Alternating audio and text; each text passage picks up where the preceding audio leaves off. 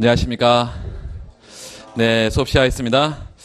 어제 이어서 이제 거시경제학 두 번째인데 오늘부터 이제 본격적으로 모형을 들어가게 됩니다. 오늘 좀 제일 중요한 부분들이고 처음에 잘 여러분 하나씩 해야 나중에 뒤에 이제 모형이 많이 나오면 이제 헷갈린단 말이죠. 그런데 하나씩 처음에 할 때 잘 들어둬야 되고 오늘 그 쪽지 처음 본 것처럼 내가 뭐에 대해서 물어보면 한마디 혹은 한 줄, 두 줄 이렇게 자기가 설명할 수 있을 정도로 그걸 머릿속에 정리를 계속 해가면서 노트 정리도 하고 오늘 중요한 ISLM 모형을 할 텐데 218페이지 거의 8장인데요. 8장 보면 그림 8-1을 좀 보세요. 8-1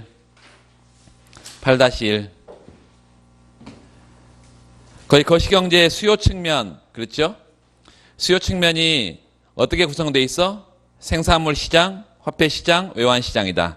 이 세 개의 시장으로 거시경제의 총 수요 측면이 구성이 되어 있다. 그리고 거시경제의 총 공급 측면은 뭘로 구성되어 있어요? 생산함수하고 노동시장으로 이렇게 구성이 되어 있는데, 그래서 노동시장에 우리가 나중에 5장이 아니라 그 뒤에 공급 측에서 볼 거고, 수요 측면의 생산물 시장은 생산물 시장의 가장 대표적인 모형이 뭘까요? 생산물 시장을 대표하는 모형이 하나 있는데 어제 봤던 케인즈의 소득지출 모형, 케인즈의 소득지출 모형이 생산물 시장의 균형 모형이에요. 생산물 시장만 분석해. 다른 시장은 아무것도 없어. 거기는 생산물 시장. 그래서 그 생산물 시장 옆에다가 땡땡하고 케인즈의 소득지출 모형, 케인즈의 소득지출 모형. 케인즈하고 케인지안하고는 다릅니다. 케인즈는 말 그대로 여러분이 알고 있는 케인즈 한 사람을 얘기하는 것이고, 케인지안 뒤에 IAN 뭐 이렇게 케인지안 이렇게 쓰면 케인즈 학파를 의미하는 거예요. 가장 대표적인 학자들이 뭐 힉스나 뭐 한센이나 뭐 이런 사람들. 그 생산물 시장 균형 케인즈의 소득지출 모형이다. 그리고 무슨 소리? 그 오른쪽 화살표하고 IS 곡선. 그래서 IS 곡선만으로 뭐라고요? 생산물 시장 균형 궤적이에요. IS 곡선은 생산물 시장 균형 궤적이다. 그 I는 뭐고 S는 뭘까요? I는 인베스트먼트 투자고요. S는 세이빙스 저축입니다. 그래서 저축과 투자가 맞아 떨어진 상태에서 생산물 시장의 균형이 달성이 됩니다. 저축과 투자가 같을 때 생산물 시장의 균형이다. 화폐 시장은 거기 땡땡하고 화폐 시장을 대표하는 모형이 하나 있었는데 어제 본 거 유동성 선호설.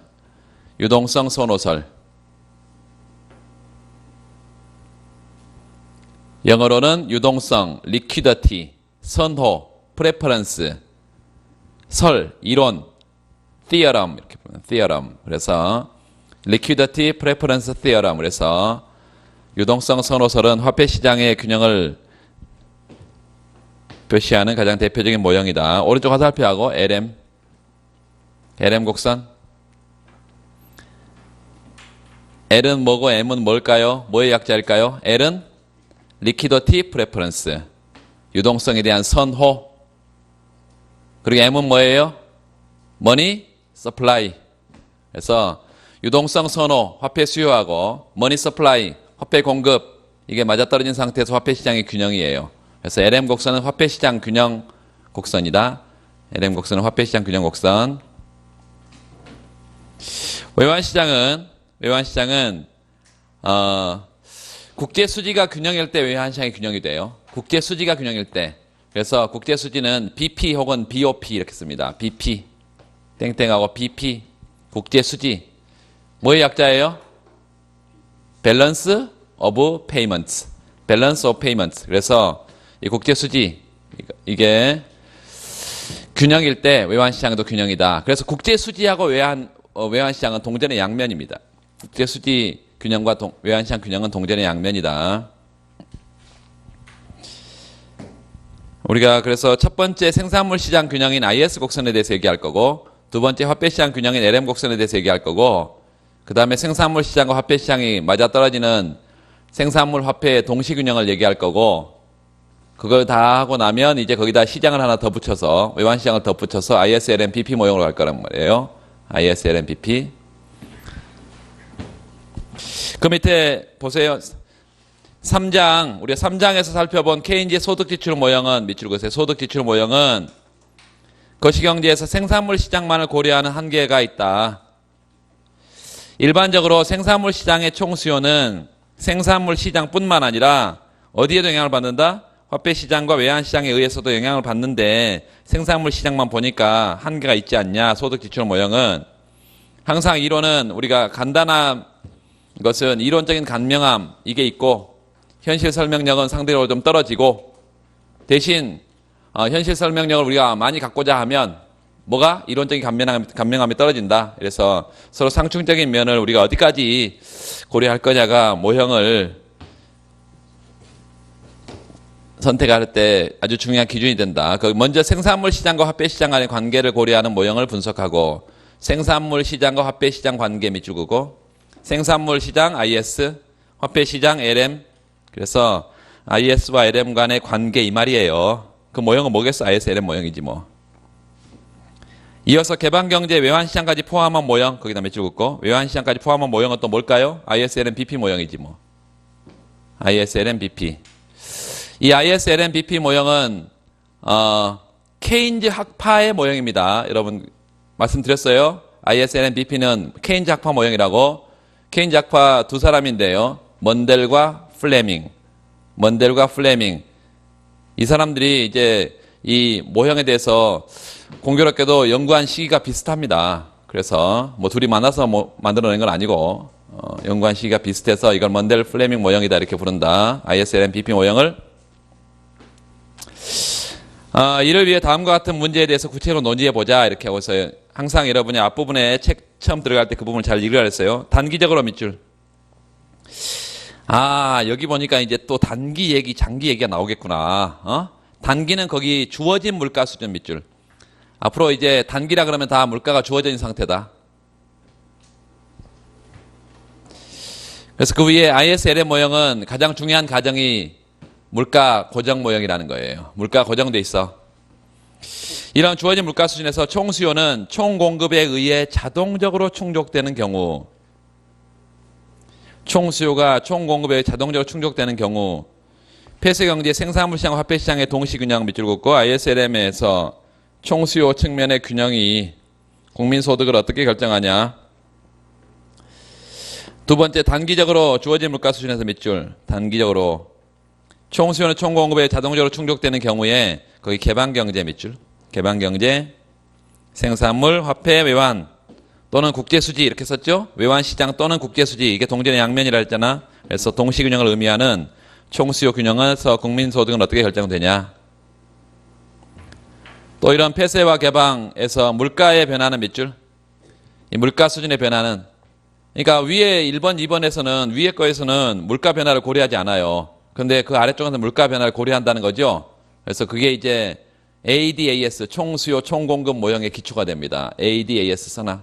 물가 변화 밑줄에다 밑줄 그어놓고 ADAS 총수요 총공급 모형의 기초가 된다.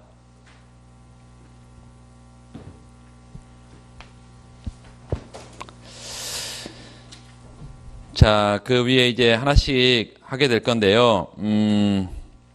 앞에 한 페이지 넘어와서 거기 팔자만 엄청 크게 써져 있고 빈 공간이 많네. 거기다가 이제 그래프 몇 개를 그릴 건데요. 왼쪽에 지금 목차가 쫙 나와 있고 그 중에 일단 대표적인 모형을 우리가 두 가지만 그리고 그 다음 전체적인 체계를 볼 거예요. 체계가 굉장히 중요합니다, 여러분. 반복해서 할 거니까 뭐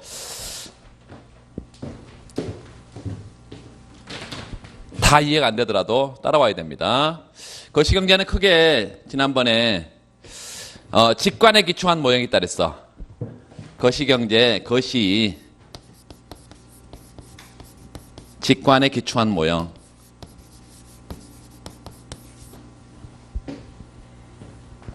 두 번째, 요 미시 기초가 있는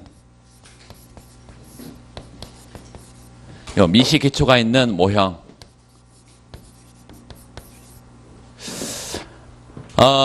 이 거시경제의 식관에 기초한 모형은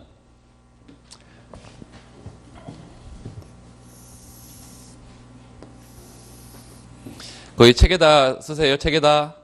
책에다. 요 PY 평면입니다. 물가 소득 평면이에요. 그리고 이 물가 소득 평면에 중간쯤에 점선을 하나 이렇게 끌어내려서 여기다 Y 스타라고 쓰세요. Y 스타가 이제 뭐였지? 잠재 산출량, 완전 고용 산출량이었어요. 잠재 산출량, 완전 고용 산출량. 어떤 의미라고? 경제 내에 존재하는 요소를 풀로 고용했다. 그리고 경제 내에 존재하는 모든 생산 기술을 다 효율적으로 생산 과정에 투입했다. 그때 생산 가능한 요 재화의 생산량, 산출량이다. 자, AD 곡선은 이렇게 생겼습니다. 이거 어떻게 할 거라고 다 도출할 거예요. 나중에 AD가 이렇게 생겼어. AS는 이렇게 생겼어요. AS는. 그런데 이 AS에다가 앞에다가 S라는 것을 SAS. S는 뭐냐면 short-run, 단기입니다. 우리가 미시경제학에서 LAS, SAS 이런 거 봤잖아요. LAC, SAS 이런 거 봤잖아. LAC는 long-run, average cost 뭐랬죠. 여기는 average가 아니라 이건 뭐죠? aggregate. 그래서 총 공급, aggregate supply, 총 공급. 그런데 이거는 short-run, 단기. 그래서 단기 총 공급 곡선. 단기 총 공급 곡선. 그리고 이렇게 점선으로 표시해놨던 거를 실선으로 다시 표시를 해서 롱런 AS 장기 총 공급 곡선. 이런 총 수요와 총 공급이 맞아떨어진 상태에서 어디서 맞아떨어져? 여기서 맞아떨어져. 이게 이퀄리브리엄 균형 상태에서 균형 물가가 정해지고 균형 물가 피제로 균형 산출량이 정해진다. 이게 거시경제 직관에 기초한 가장 최종적인 모형이에요. 가장 최종적인 모형이고 이거를 AD, AS 모형이다. 이렇게 불러요. 총수요, 총공급 모형이다. 거시경제 직관에 기초한 모형 중에 가장 일반 균형 모형이다. 가장 일반 균형 모형. 그러면 이것들의 이면에는 뒤에는 뭔가 다른 모형들이 또 이제 숨어 있어요. 그 모형들부터 우리가 하나씩 해갈 건데, 이게 최종적인 목표고, 이게. 이걸 도출하는 게 최종적인 목표고, 요 AD의 요 총수요 곡선의 이면에는, 아까 거시경제 총수요 측면에 뭐가 있었어? 생산물 시장, 화폐 시장, 외환 시장, 이런 것들이 있었잖아요? 그래서, 여기에 이제 뭐가 있냐면, ISLM 모형이라는 게 있고, ISLM, 총수요의 RY 평면에 IS 곡선 이렇게 생겼습니다. IS. 그리고 LM 곡선 이렇게 생겼어. 요 IS와 LM이 맞아떨어진 상태에서 IS는 뭐라고? 요 상품 시장. LM은 화폐 시장. 그래서 상품 화폐의 동시균형의 이자율 수준 결정되고요. 상품 화폐의 동시균형의 소득 수준도 결정되고 이퀄리브리엄. 그래서 이 총수요의 이면에는 이렇게 ISLM이 있다. 그리고 잘 따라오세요. 요 IS 곡선은 어디서 도출되냐면 요 IS 곡선은 또 케인즈의 소득 지출 모형에서 도출이 됩니다. 케인즈의 소득 지출 모형은 또 어떻게 생겼냐면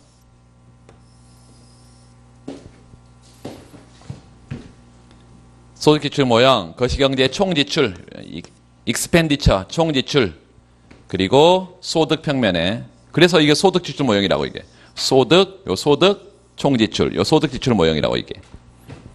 총지출 모형에서 이거는 생산물 시장, 상품 시장만을 보여준다 그랬어요. 상품의 총 공급 곡선은 45도로 나오는데 이 45도로 나오는 이유 하나씩 할 거고요. 공급은 균형 국민 소득 영향을 주지 못해. 수요만 45도보다 작은 요 거시경제의 총 수요하고 요 총 공급이, 그런데 총 공급은 뭐를 넘어설 수가 없어? 잠재 산출량 수준을 넘어설 수가 없어요. 이런 거시경제의 총 공급과 총 수요가 맞아떨어진 상태에 정확하게 상품의 총 수요와 상품의 총 공급이 맞아떨어진 상태의 상품 시장이 균형이고, 그 상품 시장의 균형에서 균형을 뭐 2점 또 하면 헷갈릴 수 있으니까 F 하겠습니다. 여기가 균형 국민소득 수준이다. 그래서 이 상품 시장이 균형이 되는 궤적들을 다 모은 게 IS 곡선이라는 말이에요.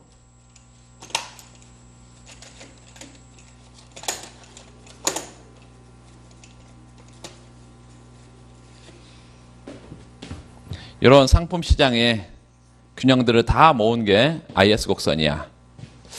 자, 요 화폐 시장의 이면에는 뭐가 있다고 그랬냐면 유동성 선호설이 있다 그랬어요. 유동성 선호설. 그래서 유동성 선호설이 어떻게 생겼냐면 이렇게 생겼습니다. 화폐의 공급과 화폐 수요가 맞았다는 상태에서 화폐 시장의 균형이라 그랬는데, R P분 M, 요 실제 통화량, 요 평면에, 요 실제 통화량 평면에 화폐 공급은 외생으로 주어져 있어요. 이렇게 머니 서플라이. 요렇게 주어져 있어, 머니 서플라이. 그리고 화폐 수요는 이렇게 생겼어요. 우하향에. 이게 리퀴디티 프레퍼런스. 이런 화폐 수요 공급이 맞아떨어진 상태에서 균형 이자로 결정된다는 게 화폐 시장의 유동성 선호설이에요.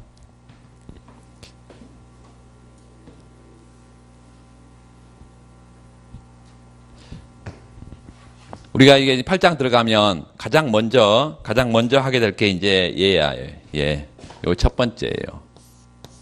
뭐라고? 케인즈의 소득 지출 모형 첫 번째 할 거고, 두 번째 이걸 가지고 뭘 도출해? 요 IS 곡선을 도출해요.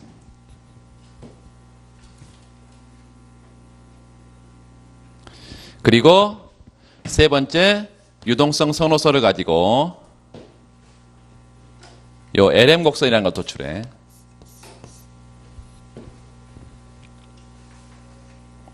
요 ISLM의 동시균형을 가지고 요 AD 곡선이라는 걸 도출해요. 이러면 거시경제 우하향하는 총수요 곡선이 도출이 됩니다.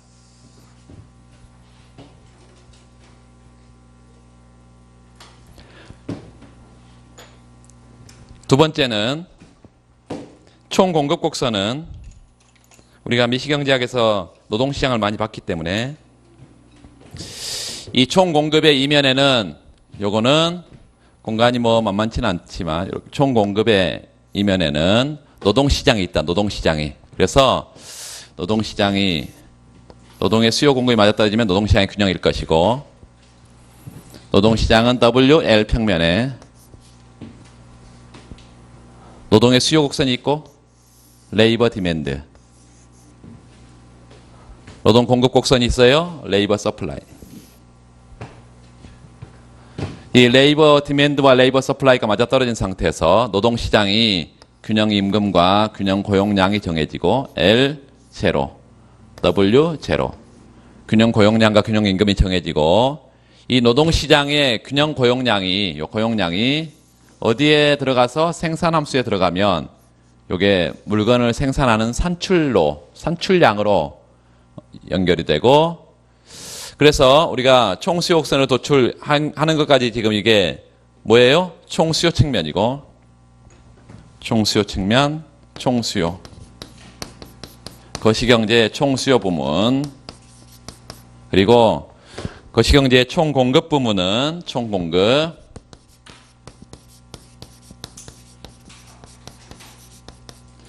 노동시장으로부터 우리가 도출한다. 이제 이게 어떻게 보면 여러분 간단해 보이지만 이걸 체계적으로 이걸 정리를 해놓지 않으면 이 안에 들어가 보면요, 이 안에 보면 전부 다 이제 고전학파와 케인즈의 학파 간의 대립이 있어. 이 안에도 들어가면 전부 다 학파 간의 대립이 있어. 그러니까 이게 한 장을 구성하고 있지. 이게 노동시장의 하나의 장이에요. 이 ISLM이 하나의 장이야. 그렇게 많이 쓸 게 뭐 있어. 근데 이게 이제 고전학파와 케인즈의 이제 논쟁들이 여기에 들어가 있습니다. 여기 가면 이제 요 SAS와 여기 LAS가 지금 단기와 장기 총공급 곡선이 이게 다른데 여기서는 누구의 논쟁이 있냐면 요 새 고전학파와 새 케인즈의 NC와 NK의 새 고전학파와 새 케인즈 학파의 논쟁이 이제 총공급 곡선의 이 형태에 대해서 이게 논쟁이 붙어 있습니다. 이게 어디까지 가냐면 나중에 경기 변동론까지 갑니다. 자, 그래서 이 거시경제 이 직관에 기초한 모형이 아주 중요하고요. 그래서 여러분이 우리가 이걸 도출하기 위해서 지금 열심히 뛰어간다 이렇게 생각을 하면 되겠습니다. 시험은 얘하고 얘에서 나옵니다.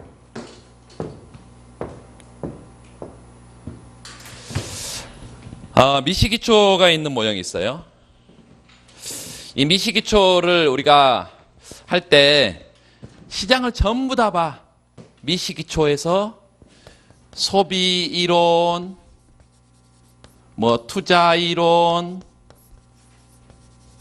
노동시장, 화폐 부문, 뭐 이런 시장들을 전부 다 봐요. 물론 소비 투자는 이 실물 시장이고 노동시장, 화폐 시장 이런 것들을 전부 다 본다고. 이걸 다 공부를 한 다음에 하나의 모형을 우리가 만들어내는데 그 모형이 어떤 모형이냐면 이렇게 생겼어요.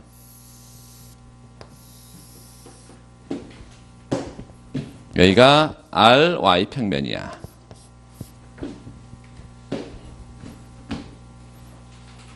R은 뭐 이자율이고 소득은 산출량이겠지. 그런데 우하향하는 어떤 곡선이 있냐면 여기 그냥 AD인데 여기는 RAD 이렇게 돼요. RAD. R은 실질 이 말입니다. 실질 총수요 곡선. 여기 우상향하는 실질 총공급 곡선이라는 게 있어. RAS. 실질 총수요, 실질 총공급 곡선이 있어. 이게 맞아떨어진 상태에서 실질 이자율과 산출량이 결정돼요.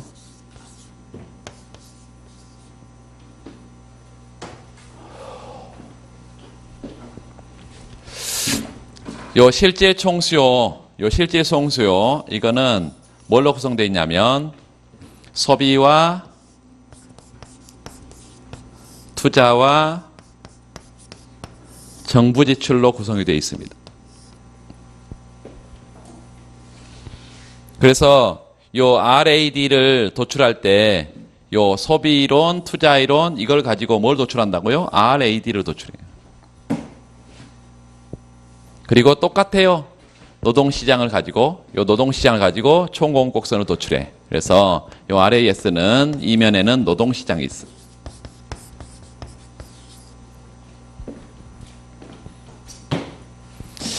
자, 이 소비는 어떻게 생겼냐면 결론이 이렇게 생겼습니다. 이번 공부를 많이 해도 이걸 체계를 못 잡는 사람들 많은데 소비는 이렇게 생겼어.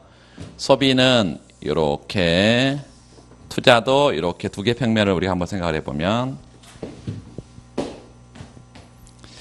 소비는 이자율에 대해서 감소함수입니다. 이렇게 생겼어.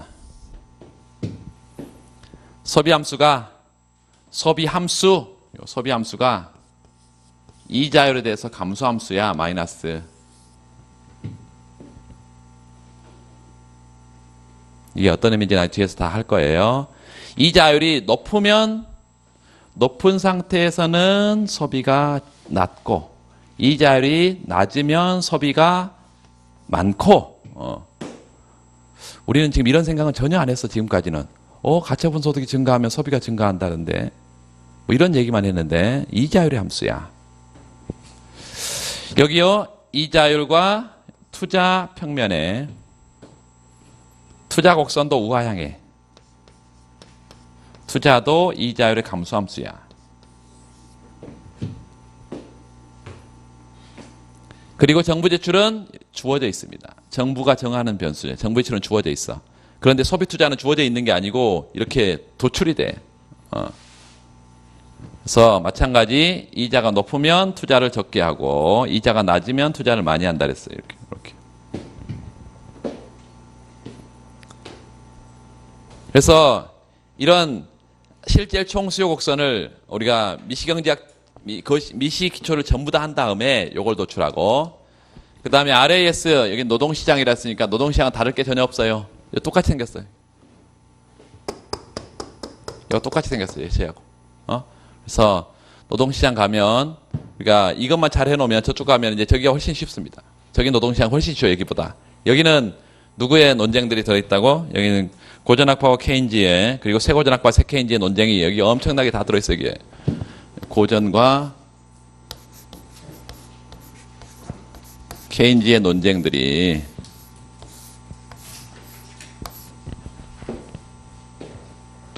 여기도 마찬가지예요. 고전학파와 케인즈의 논쟁이 여기에 ISLM에 다 들어가 있어요. 정책 효과들을 분석하는 데 있어서. 얘는 누구 거예요? 얘는 케인즈 겁니다.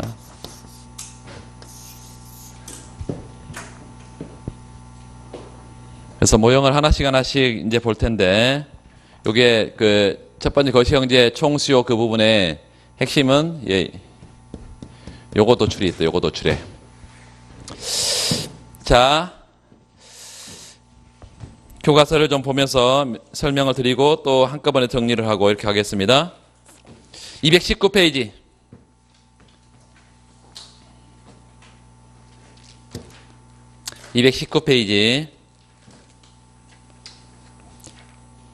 거기 3장 케인즈의 거시이론 체계와 거시경제 정책에서 알아본 케인즈의 소득지출 모형에서는 밑줄.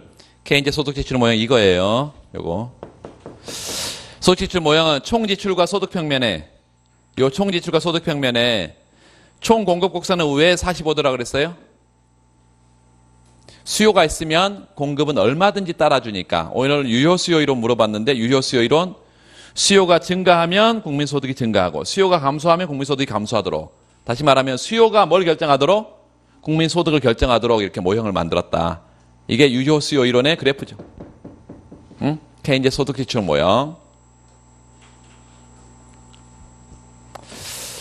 자, 그래서 케인즈 소득지출 모형에서는 그 소비 함수가 C, Y-T 밑줄 긋고 거기서 T는 소득과 상관없이 세금을 걷는 거죠. T는 조세입니다. 이렇게 소득과 상관없는 조세를 정액조세 이렇게 돼요. 정액세. 그 뒤에 1-TY는 뭐예요? 소득에 비례해서 지금 세금을 걷는 거잖아. 이런 것들을 비례세라고 그래요.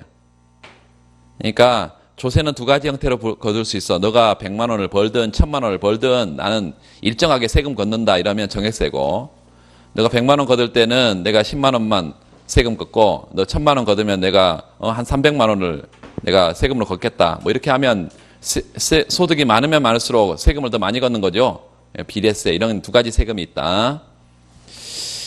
그래서 거기에 이제 이 정찬제를 조금 비례세를 도입하고 있는데 꼭 비례세를 도입할 이유가 없어. 거기 C 1-TY 거기다 밑줄 긋고 소비함수에 지금 비례세를 도입한 거예요. 그런데 그 위에 식을 하나 더 써놔요. 요건 지우겠습니다. 여기서부터 이제 하나씩 할 텐데.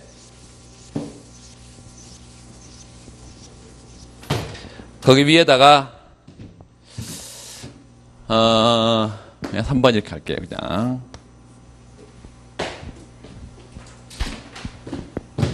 케인즈의 소득지출 모형에서 지금 ISLM 곡선을 도출할 텐데 일단 케인즈의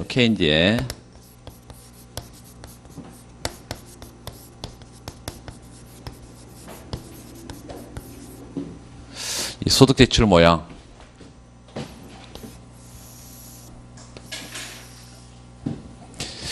이 소득지출 모형에서 먼저 우리가 할 것은 지금 소비 함수에 관한 건데요. 소비. 이렇게 만약에 소비를 쓰면 컨섬션이 소비가 Y-T 이렇게 가처분 소득의 소득 가운데 세금 내고 남은 소득을 무슨 소득이라고? 가처분 소득. 이 가처분 소득을 이렇게 표시하게 되면 이 소득과 무관한 이게 정액조세고 정액세. 이거를 이렇게도 쓸 수 있다. 소비함수를 이게 이렇게 1-t y 이렇게 쓸 수도 있다. 여기서 소문자로 쓴 것은 뭐예요? 한계 소비 성향입니다. 한계 소비 성향. 그리고 여기 이제 요걸 하면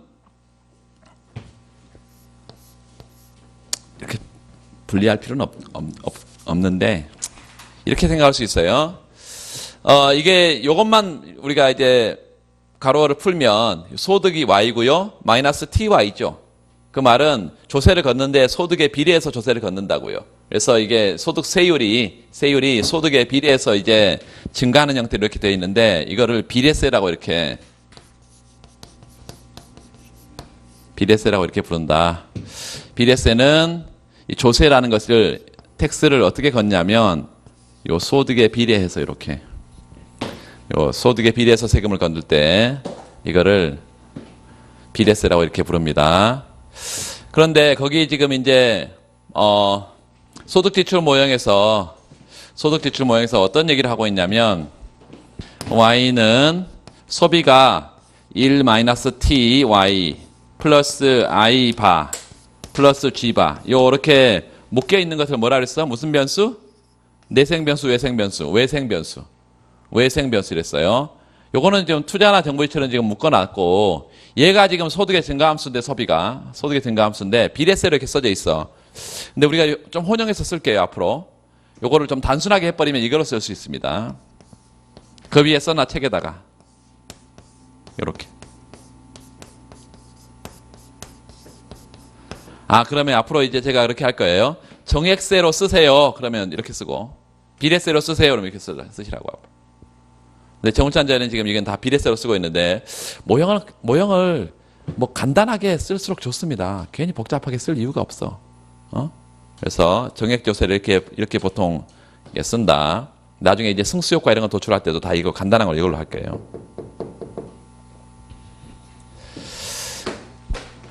EY 평면이야. 45도의 반직선이 잠재 산출량, 완전공수의 산출량에 이를 때까지 45도고 그 이상은 더 이상 공급이 될 수가 없어. 그래서 총 공급은 요 잠재 산출량 수준에서는 수직이에요. 총 수요가 45도보다 적다고 그랬는데 적은 이유를 말씀드렸어요. 요 Y 디맨드가 총 수요가 뭐로 구성되어 있어? 요 Y 디맨드가 이렇게 Y 디맨드가 이걸 D라고 써도 되고 Y라고 써도 상관이 없어. 왜? Y 디맨드가 소득을 결정하니까. 나중에 보면. 그래서 요 총 수요가 뭘로 구성되어 있어요? 소비, 투자, 정부지출로 구성되어 있지. 소비, 투자, 정부지출로 구성되어 있어. Y 디맨드가.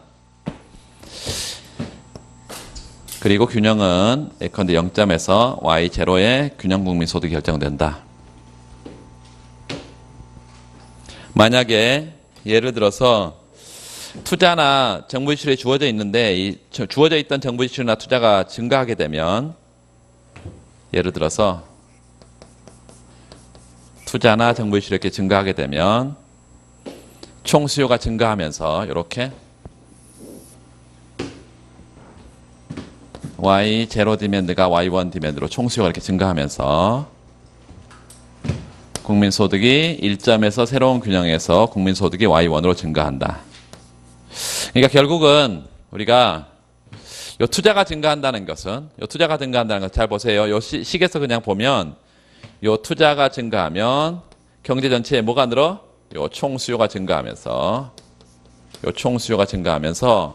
뭐를 늘린다고? 결과적으로 이거에 의해서 뭐가 결정되니까? 소득이 결정되니까 이 소득이 증가하죠. 투자 증가는 총 수요를 늘려서 소득을 증가시킨다. 그래서 결과적으로 균형 국민 소득이 뭐에 의해서 결정된다? 총 수요에 의해서. 그래서 총 수요에 의해서 균형 국민 소득이 결정된다.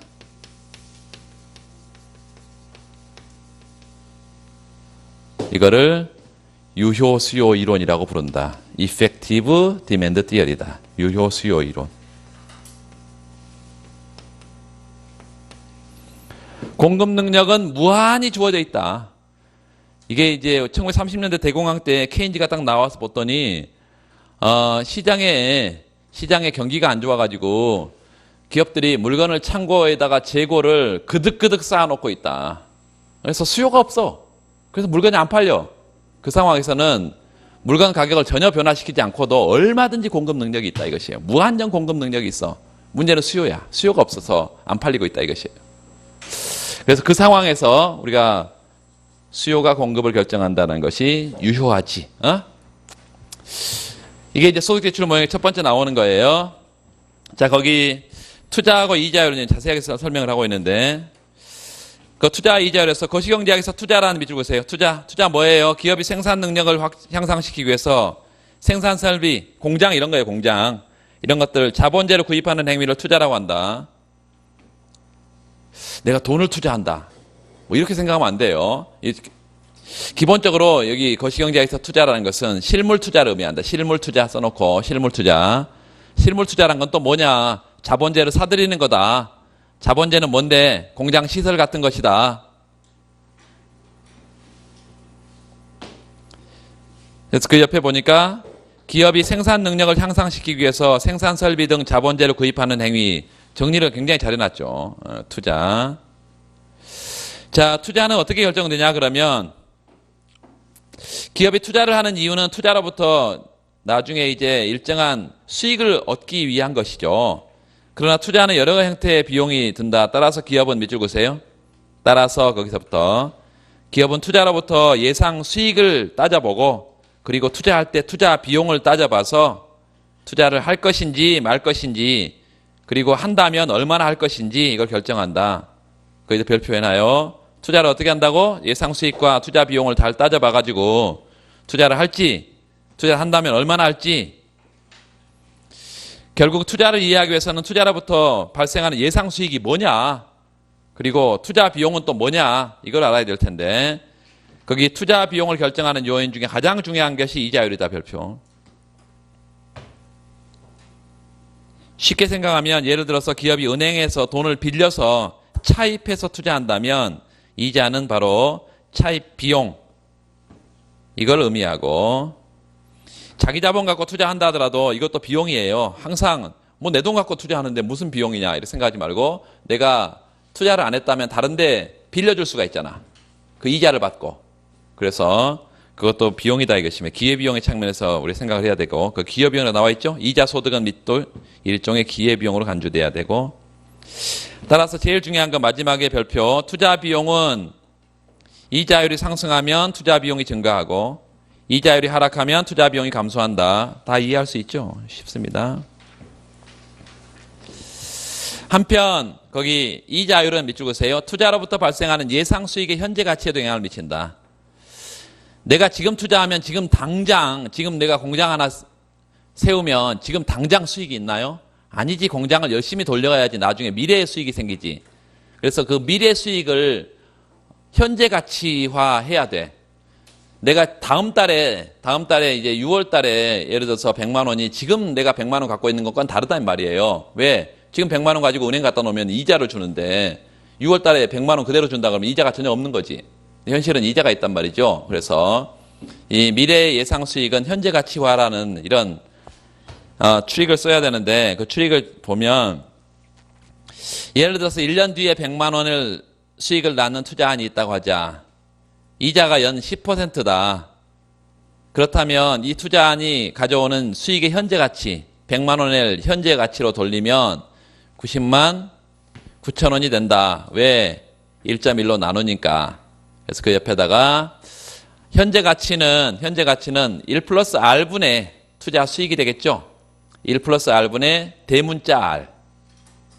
분모는 1 플러스 R 소문자. 대문자 분자의 R은 뭘까요? 예상 수익. 그리고 이거를 분모에 있는 R을 할인율이라고 이렇게 부릅니다. 할인율. 현재 가치화 하려면 이렇게 할인을 해야 된다. 자, 그래서 그 결국 제일 뒤에 보세요. 분모에 1 플러스 R 이자가 있기 때문에 그 이자율이 상승하면 미래 발생한 예상 수익 현재 가치는 어떻게 돼? 떨어지게 되겠지. 읽어보면 돼요. 10%, 20% 뭐 예를 들고 있는데 다른 조건이 일정할 때 적으세요. 투자 비용이 증가하거나 그 다음에 예상 투자 수익의 현재 가치가 감소하면 당연히 투자는 감소하겠다. 그래서 기본적으로 이자율과 투자는 역관계에 있다 이 말이에요. 그 8.1 보면 아이바라고 써져 있는 데가 독립투자 이자율과 상관없이 지금 투자가 결정되는 거 이걸 독립투자. 그리고 이자율에 영향을 받는 투자를 유발투자 이렇게 말하는데요. 그 마이너스 BR이 돼 있죠. 마이너스 BR. 그래서 이자율의 감소함수인 투자지. 그리고 거기에 B라는 게 있는데 B가 이자율이 변했을 때 투자가 얼마나 민감하게 반응하냐 이거예요. 투자의 이자율 탄력성이다. B 뭐라고 써놔야 된다고? 투자의 이자율 탄력성. 그 밑에 나와 있네요. B는 이자율 변화에 대해서 투자의 반응을 나타낸다. 자, 그 뒤에 이제 그래프가 나와 있는데 IS 곡선을 이제 도출을 합니다. 케인지 소득지표 모형. 첫 번째, 첫 번째. 두 번째는 그냥 IS 곡선을 도출해서 별도로 목차를 가겠습니다. 쭉 가죠, 그냥. 3번, 4번 이렇게 쓰세요, 4번.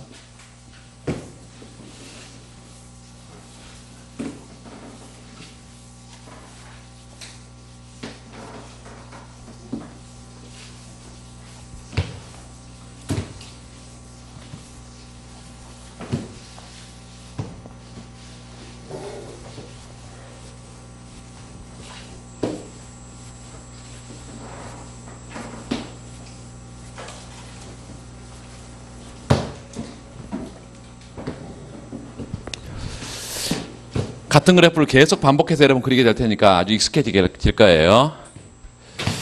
IS 곡선의 도출. IS 곡선은 일단 뭐냐면 IS 곡선은 상품 시장의 균형식이에요. IS 곡선은 상품 시장 균형식이다. 그런데 이 상품의 시장, 요 생산물 시장의 균형을 나타나는 식인데요. 요거를 어떤 평면에 나타내냐면 이자율과 산출량 평면에 나타낸 산출량 평면, 이자율과 산출량 평면에 나타낸 상품 시장의 균형의 궤적이다. 상품 시장을 균형시키는 이자율과 산출량의 궤적이다 이 말이에요.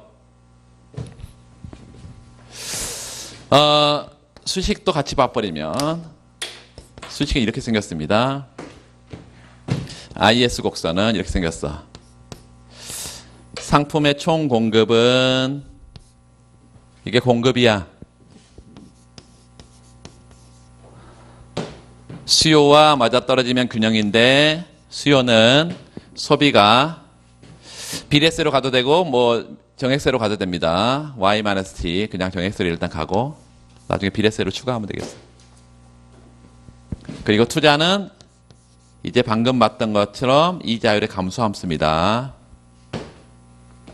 정부 지출은 외생으로 주어져 있어. 이렇게. 이런 상품의 총 공급과 총 수요가 맞아떨어진 상태에서 상품 시장 균형이 돼요. 그런데 이런 IS 곡선은 어떻게 도출이 되냐?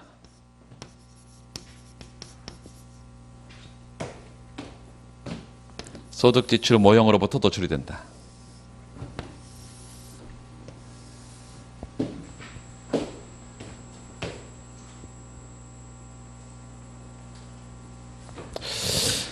이 y 평면에 RY 평면에 이 y 평면 소득 지출 모형이 똑같은 걸 그리고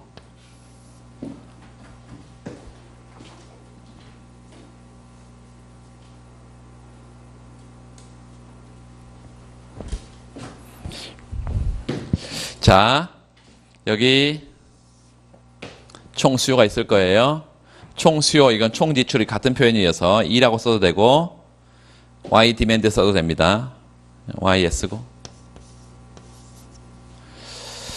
총수요는 뭘로 구성되어 있다? 소비, 투자, 정부시로 구성되어 있다. 소비, 투자, 정부시로 구성되어 있다. 그래서 요 총 지출이라는 것이 소비, 가처분 소득의 증가함수고요. 투자는 이자를 감소함수고 R 처음에 제로다. 그리고 정부 지출은 외생으로 주어져 있다. 이렇게.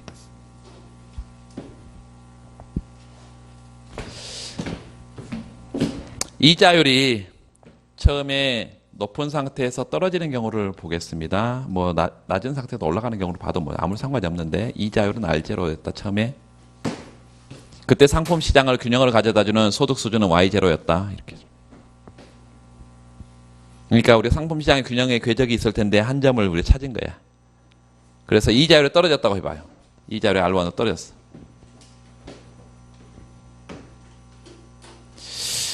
그러면 요 이자율이 R0에서 R1으로 떨어지면 그때의 총 수요는 소비는 똑같고요. 투자가 이자율이 R1일 때 그리고 정부 지출도 물론 똑같고. 자 보니까 요 이자율이 어떻게 되면 이자율이 떨어지면 투자는 뭐 증가하게 되어 있습니다. 반대로 움직이니까. 따라서 총 수요가 어떻게 돼? 증가해. 이자율이 떨어지면 2에서 2'으로 총 수요가 증가한다고. 그러면 상품의 균형을 달성하는 소득 수준이 증가하겠죠. Y0에서 뭘로? Y1으로 이렇게. 이자율이 하락하면 총 수요가 증가하면서 소득이 증가해. 이렇게 이자율 하락하면 총 수요가 증가하면서 수평축의 소득이 증가해. 이렇게. 따라서 이런 두 점을 연결한 것이 상품 시장의 균형이고 이걸 IS라고 부른다.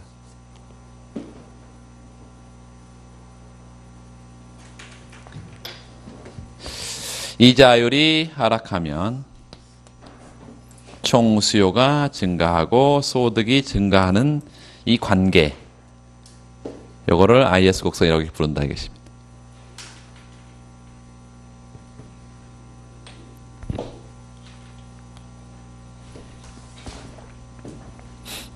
쉬워요.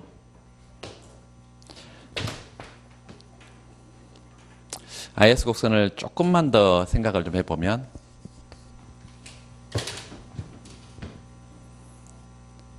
IS 곡선의 이제 기울기 얘기를 좀 합니다.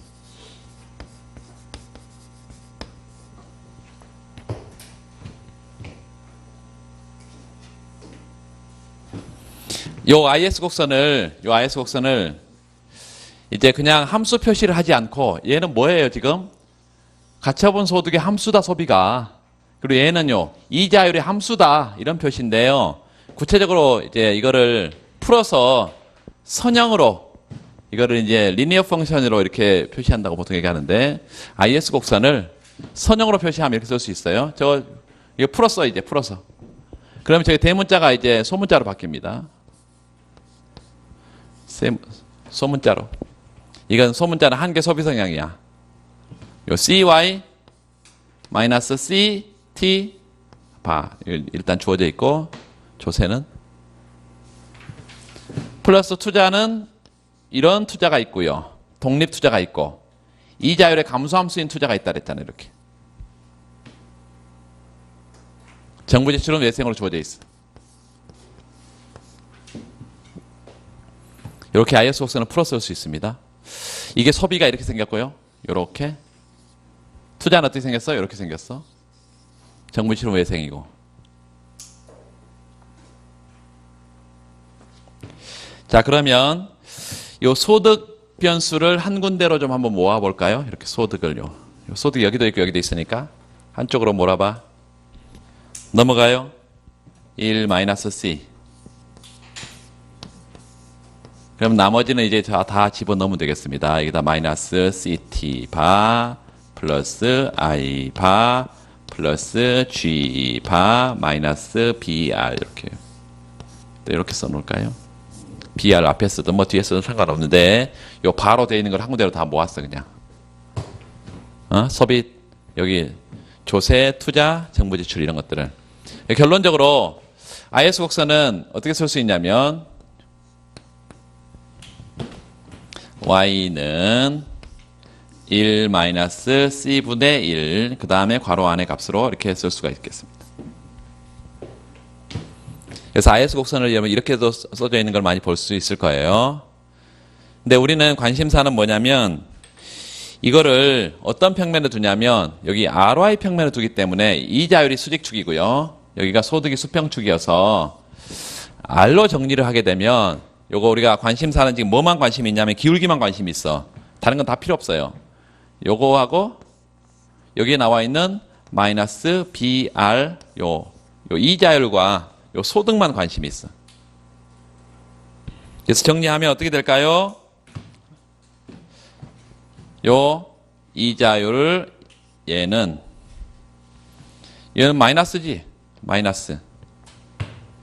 그리고 보니까 여기 1-C분의 밖으로 나가면요 B인데 역수를 취해서 나눠야겠죠.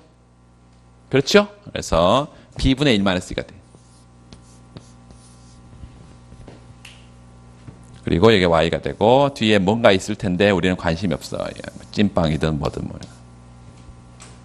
우리 관심사는 요 수직축, 수평축, 기울기에 관심이 있다. 기울기. 요 기울기.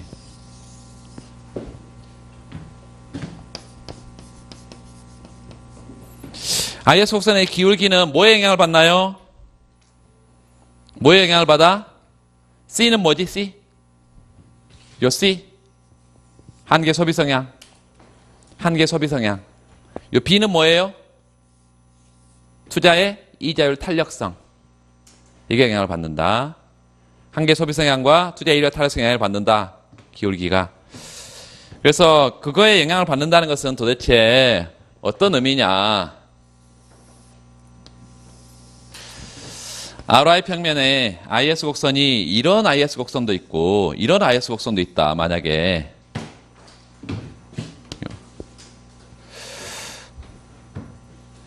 얘 IS 곡선이 이렇게 얘는 IS 프라임 이렇게 우리가 표시를 해보면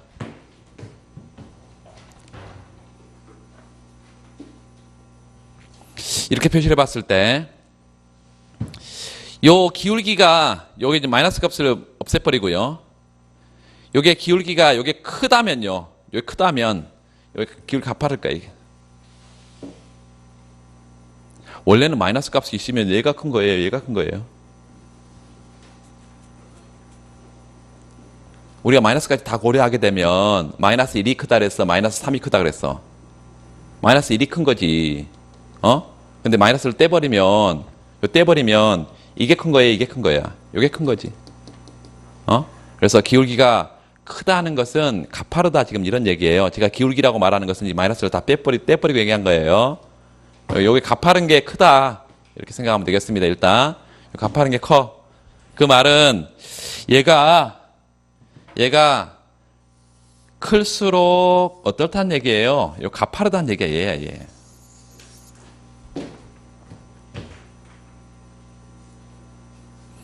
요 크다는 것은 언제 클까 그러면 요 C가 작을수록 크겠지. B가 작을수록 크지. 전체 값은. 그런가요? 그러니까 요 IS는 언제 요 C가 작을 때 B가 작을 때 이럴 때 IS 곡선은 기울기가 가파르다 이것입니다. 반대로 요게 크면 완만하고.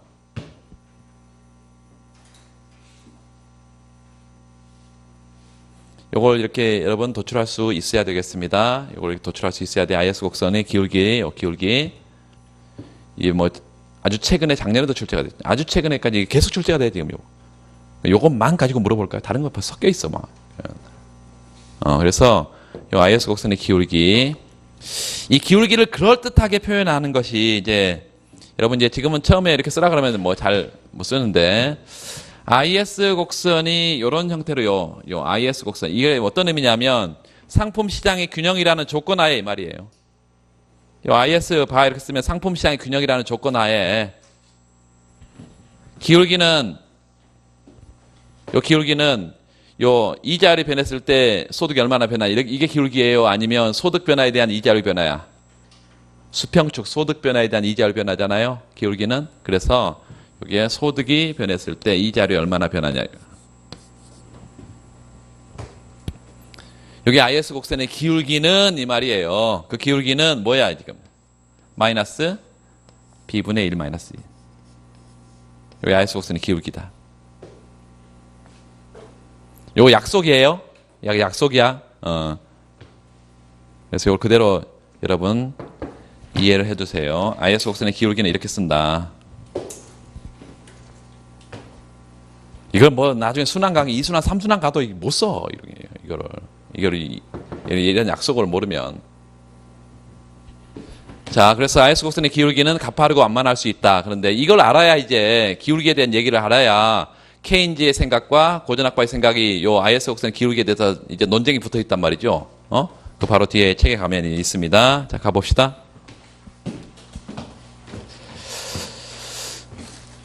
(221페이지) 보면 그래프 있는데요. 그래프 왼쪽 그래프에 그 투자의 R0에다 동그라미, 그 다음에 R1에 동그라미. 이자율이 그 총지출 곡선이 상방 갔으니까요. 이자율이 떨어졌을까요? 올라갔을까요? 떨어진 겁니다. 이자율이 하락하면 이렇게 수요가 늘면서 Y0에서 Y1으로 화살표, 소득이 증가한다. 거기 생산물 시장에다 케인즈의 소득 지출 모형 써놓고 케인즈의 소득 지출 모형, 그 다음에 우하향한 IS 곡선을 지금 도출하고 있어요. IS 곡선. 그래서 그 옆에 IS 곡선이 이렇게 되어 있는데 IS 곡선의 도출,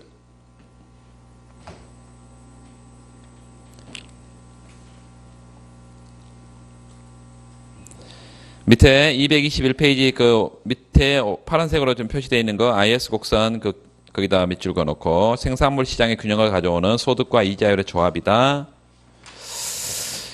넘어가세요.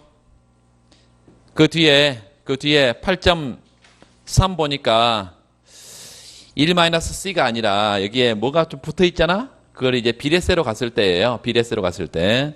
뭐 그거를 뭐 어려울 건 전혀 없어. 여기에 지금 예로 봤는데 예로 가고 있단 말이죠, 지금. 전혀 요걸 써놔요. 요걸 거기다 써놔. 그 옆에다가 정액세일 때.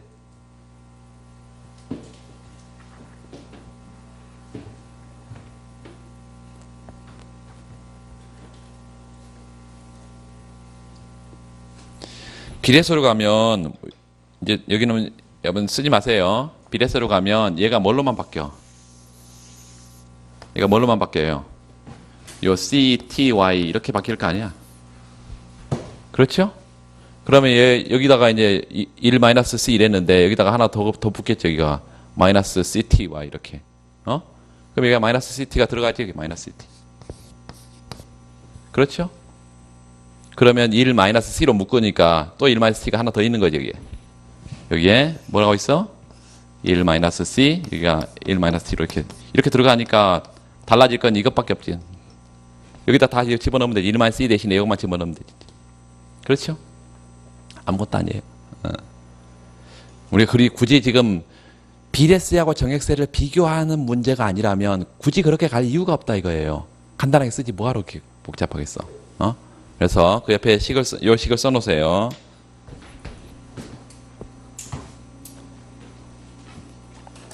그 IS 곡선의 기울기 결정 요인이 있는데 거기다 별표해 놓고 IS 곡선은 그 기울기를 결정하는 요인은 뭘까?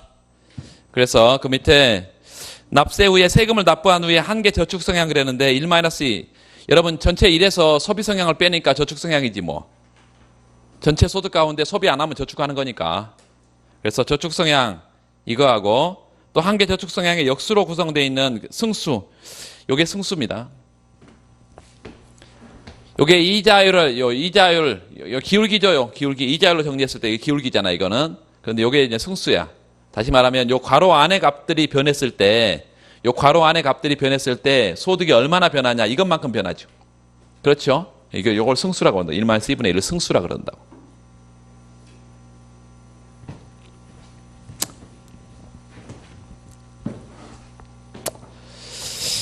자, 그래서 요 한 개 저축성향의 역수로 정의되는 승수가 IS 곡선의 기울기에 영향을 준다. 거기 투자가 이자율에 대해서 덜 민감하게 반응할수록, 다시 말하면 B가 작을수록 IS 곡선은 더 가파르다. 그렇죠? 요 B가 작을수록 IS 곡선은 가파르다. 223페이지 두 번째 줄에 투자가 이자율 변화에 대해서 어느 정도 민감한지에 대해서는 고전학파와 케인즈 학파가 상반된 입장을 취한다. 별표. 고전학파는 투자가 이자율에 대해서 탄력적이기 때문에 IS 곡선은 완만하다고 주장한다. 밑줄. 케인즈 학파는 투자가 이자율에 대해서 비탄력적이기 때문에 IS 곡선은 가파르다라고 주장한다. 고전학파는 저 B값이 크다고 작다고? B값이 크다. 케인즈는 B값이 작다. 그래서 여기다가 옆에다가 뭐라 쓰나? 케인즈의 생각을 반영하면 IS 곡선을 이렇게 그려야 되고, 고전학파의 생각을 반영하면 IS 곡선을 이렇게 그려야 된다.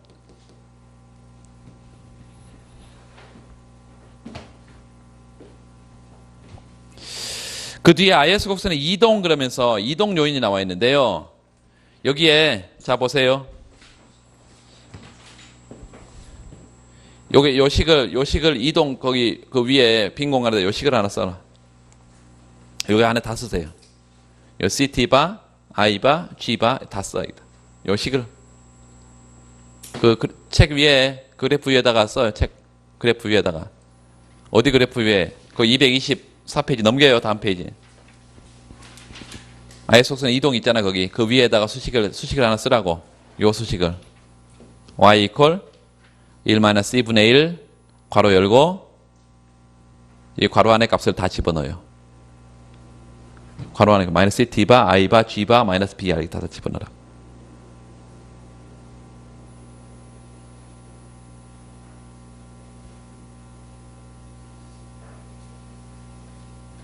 어렵더라도 하나씩 따라오세요. 지금 따라와야 됩니다. 적어놔야 돼.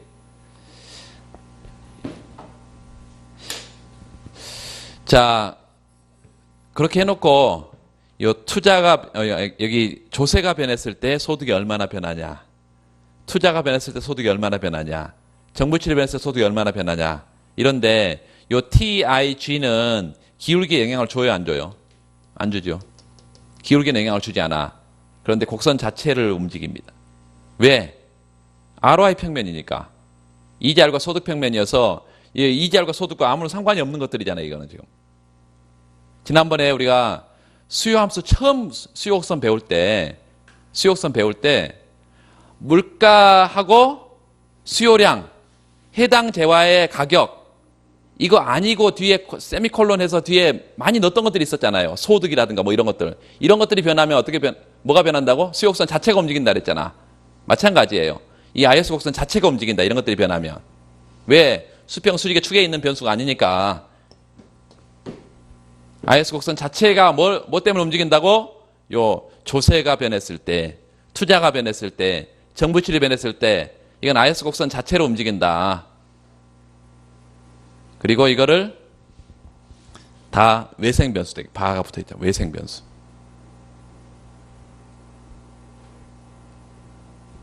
IS 곡선 자체가 움직인다는 것이 절편값이 움직인다는 말과 같은 거예요. 그런 거지. 여기 쭉 보내보면 절편값이요. 절편값이 요 자체가 움직이면 아래로 절편값이 움직이는 거지. 그래서 IS 곡선의 이동 요인하고 IS 곡선의 기울기 지금 두 가지 다 봤어요. 그 중에 가장 대표적인 게 지금 이제 정부 출을 변화시키는 재정정책인데, 재정정책 잠깐 보겠습니다. 쉬는 시간이에요? 네. 쉬겠습니다. 10분 쉬고 하겠습니다.